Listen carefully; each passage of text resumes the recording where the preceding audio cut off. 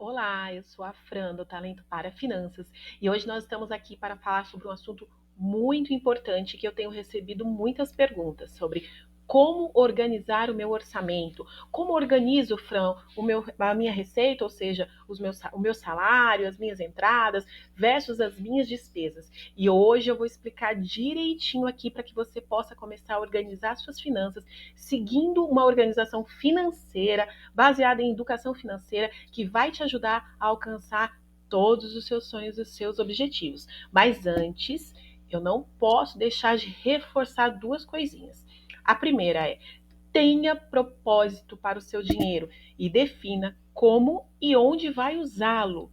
Lembre-se, o dinheiro é uma ferramenta e deve ser usado como servo e jamais como senhor das nossas vidas.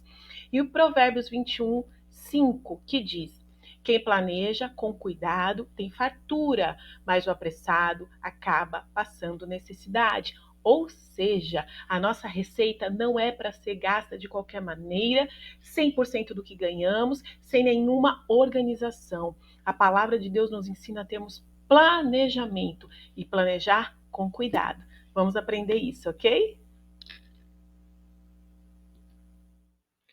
Bom, então vamos lá. Primeiramente, nós temos que entender que o nosso salário somos nós que determinamos de que maneira nós vamos gastar, de que maneira ele será gerido. Nós somos administradores dos recursos que o Senhor coloca em nossas mãos, bens financeiros, dons, talentos, tudo vem de Deus, provém de Deus e nós prestaremos conta. Sendo assim, o que nós recebemos mensalmente também são recursos que o Senhor coloca e confia em nossas mãos para que a gente seja servos, fiéis e bons administradores. Ou seja, o que você recebe no mês, você precisa gerir, administrar da melhor forma e multiplicar. Então vamos lá. O seu salário você vai dividir, vai distribuir da seguinte forma para que você tenha uma boa gestão dos seus recursos e uma excelente educação financeira. Primeiro passo para nós cristãos é o dízimo, ou seja, devemos dizimar 10% do que recebemos. Isso é uma ordenança, e depois nós vamos falar um pouquinho sobre o versículo que reforça essa determinação, essa ordenança do Senhor para as nossas vidas. Em segundo lugar, investir, ou seja, investir os seus recursos para que eles possam dar frutos, para que você possa colher bons frutos daquele investimento, do recurso que você está administrando como um servo bom e fiel. Depois disso, se pagar, ou seja, investir em você mesmo. Para cada um desses itens você tem um percentual. Dizimar 10%, investir, ou seja, investimentos 10%. Quero até fazer um reforço. Nessa questão do investimento, é importante que você comece com a sua reserva de segurança, tá ok? Então, a primeira reserva que você deve construir no investimento é a sua reserva de segurança. Depois, o se pagar, que é o investir em você mesmo, a gente vai detalhar um pouquinho mais, seriam 5%. Pagar todas as contas, ou seja, as contas do mês devem estar enquadradas num percentual entre 55% a 60%. Por que isso? Porque dentro desse percentual, você tem essa margem de 5%, caso você determine que gaste 60% para as despesas gerais, e aí você diminui o investimento em conhecimento, que é a última linha. Ao invés de você investir 10%, você investe 5%. Então, você tem essa margem entre 55% a 60% para todas as contas, e caso você utilize 55%, você pode usar 10% para conhecimento. Caso você utilize 60% para pagar as contas, aí esse percentual do investimento em conhecimento tem que reduzir um pouquinho para 5%, para a conta fechar. Imagina que nós temos 100% em mãos, é o valor que recebemos mensalmente. Esse valor tem que ser distribuído. E aí você organiza essa distribuição. E um ponto importante, poupar para os sonhos, que é 10%. A gente vai detalhar um pouquinho mais para ficar bem claro quais são essas contas e como deve ser feita essa divisão. Bom, um método que eu quero compartilhar aqui com vocês, que é muito utilizado na educação financeira, é o método dos potes. O que significa isso? É um método para organizar as suas finanças, ou seja, receita versus despesas, onde você determina aonde vai ser utilizado e, de acordo com os percentuais, as suas prioridades. O que a gente sugere? Que de 55% a 60% da sua renda, da sua receita, seja destinado para pagar todas as despesas. Ou seja, nessas despesas estão incluídas água, luz, telefone, parcela do carro, parcela da casa, aluguel, enfim, despesas essenciais, algumas obrigatórias, não obrigatórias também, mas entram todas nesse percentual de 55 a 60%, como eu mencionei, você determina. Se você trabalhar com 60%, o valor que você vai deixar para investir em você mesmo, aí ele cai um pouquinho para 5%. Se você for usar 55% para pagar todas as despesas, o valor que você pode investir em você mesmo, e a gente vai detalhar isso, aí pode aumentar um pouquinho em até 10%. 10% é para dizimar, que é o valor destinado a cumprir uma ordenança, como nós já falamos, 10% para investir, sendo que inicialmente, o primeiro investimento que você deve ter é a reserva de emergência. Depois você constrói outros tipos de investimento, e aí você pode ir para ações, fundos imobiliários, enfim, aí você vai ter uma mega opções, né, de investimentos que no qual você pode destinar o seu dinheiro.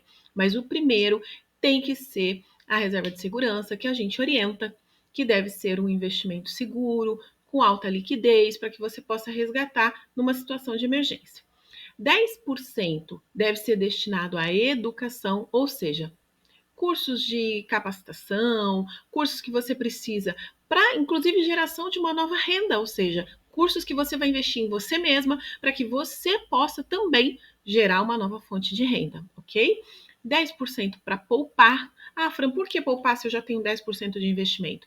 Esses 10% para poupar é uma poupança de curto, às vezes até médio prazo, que é aquela poupança para a viagem da família, é aquela poupança para as festas de final de ano, enfim, para aquela programação que não são investimentos a longo prazo, mas é um valor que você já deixa destinado como uma previsão de gastos futuros, ok? 5% para se pagar.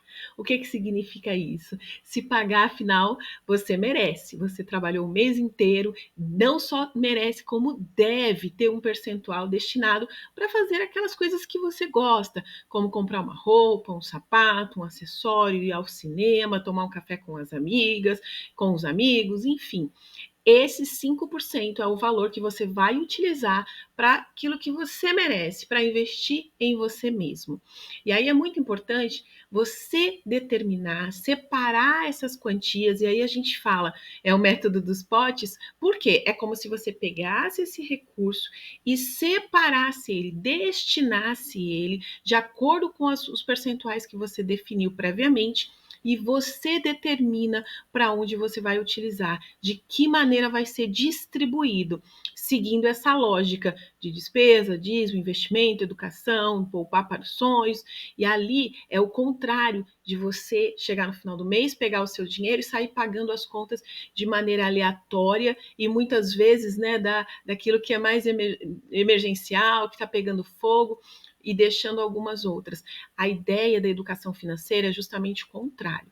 É você dominar as suas finanças, é você controlar as suas finanças e você determinar para onde vai o dinheiro que você recebe. Assim você controla as suas despesas e dá um destino para o dinheiro e o recurso que chegou nas suas mãos, ok? E claro, e falando da parte que eu amo, que é aonde está isso na Bíblia, Fran? Em que momento na Bíblia a gente pode embasar isso que foi falado na educação financeira?